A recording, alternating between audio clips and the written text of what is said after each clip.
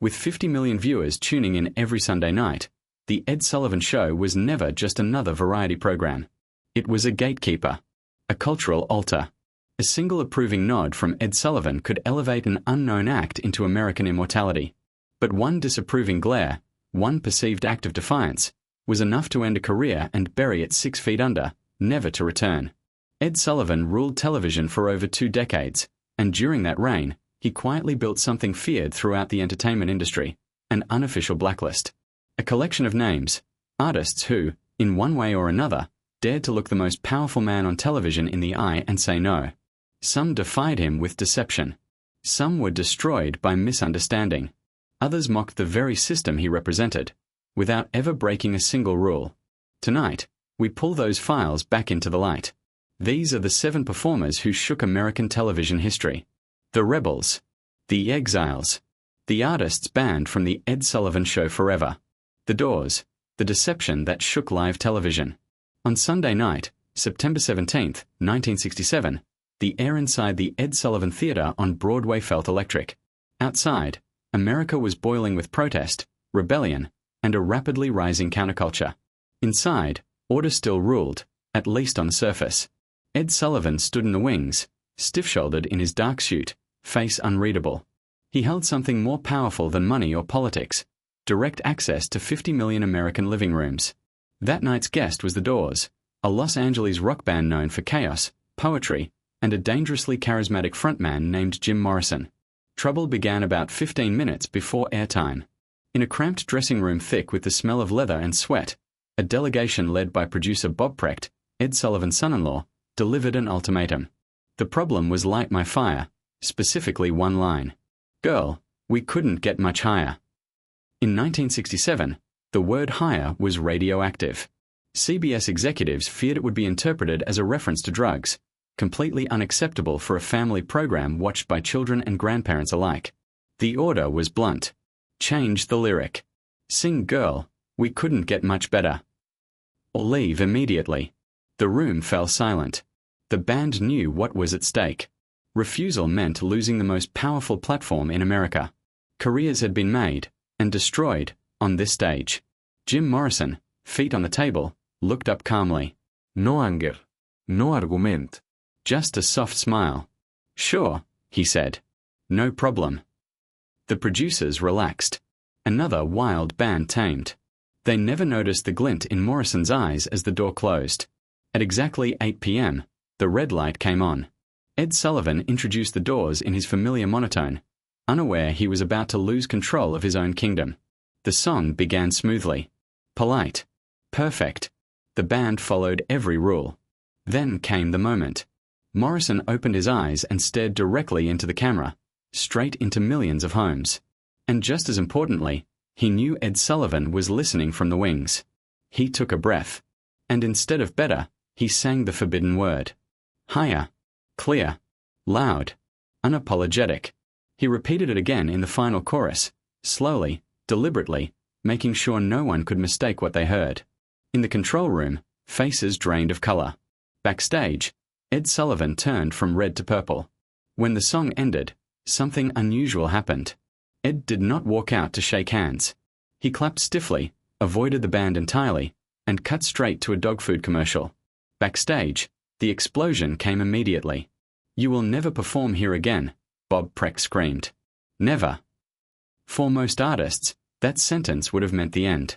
Jim Morrison simply lit a cigarette and replied calmly, Hey man, we just did the Sullivan Show. The Doors were escorted out, but they didn't leave as failures. They walked into New York streets as heroes of a new generation. That night, Higher wasn't just a lyric. It was a declaration. Jackie Mason, a career destroyed by a wave of the hand. In the fall of 1964, Jackie Mason was riding high. A beloved Jewish stand-up comedian, he had just signed a $45,000 contract for 6 appearances on The Ed Sullivan Show. For a comic, it was the golden ticket. Then came October 18, 1964. That night, the broadcast was interrupted by an emergency address from President Lyndon B. Johnson. When the show resumed, the schedule was in chaos, and Ed Sullivan, a man obsessed with control, was furious. Jackie Mason was rushed on stage to fill the remaining time. The set started well. The audience laughed loudly. But behind the cameras, Ed Sullivan began signaling time. 2 fingers, then 1, then frantic waves to cut. The audience noticed. Jackie, sensing he was losing attention, improvised. He mimicked Ed's gestures and joked. "What do you want?" "A finger." "Take a finger." He waved his hand, a common counting gesture. The crowd laughed. Ed Sullivan did not. To Ed, stressed and deeply conservative, the gesture meant one thing, the middle finger. As soon as the cameras cut, Ed exploded backstage. "You're finished," he shouted. Jackie tried to explain. He begged. He pleaded. It didn't matter. The contract was torn up. All remaining shows cancelled. Permanent ban. The rumor spread. Jackie Mason insulted Ed Sullivan on live television. The industry turned its back. Clubs cancelled bookings. Networks shut doors. Jackie's career collapsed overnight. Years later, slow-motion footage proved the truth. Jackie never flipped the finger. But by then, the damage was irreversible. Bo Diddley, when music took control. On November 20th, 1955, rock and roll was still considered dangerous. Loud. Primitive. Threatening. Ed Sullivan invited Bo Diddley, but with conditions. He demanded Bo perform 16 Tons, a safe folk song by Tennessee Ernie Ford, instead of his own explosive hit Bo Diddley. Bo nodded. But when the live show began, a cue card reading B.O. Diddley appeared. Whether by mistake or quiet rebellion, Bo interpreted it as permission. The moment he struck his guitar, American television changed forever. Raw rhythm. Thunderous beat. Movement.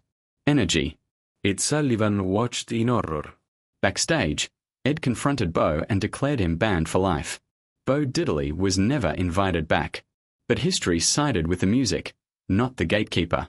Mae West, Too Hot for Sunday Night. In April 1959, Mae West walked onto Ed Sullivan's stage like a controlled explosion. Every word of her script had been censored. Approved. Sanitized.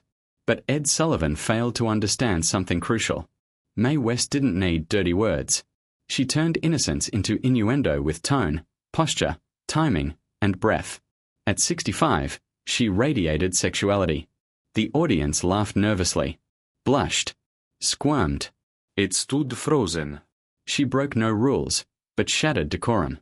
She was never invited back. Zsa Zsa Gabor, the woman who ignored the clock. Ed Sullivan worshipped timing. Zsa Zsa Gabor worshipped herself. Given 3 minutes to promote a film, she ignored the script entirely, rambling, flirting, charming the audience while the clock screamed.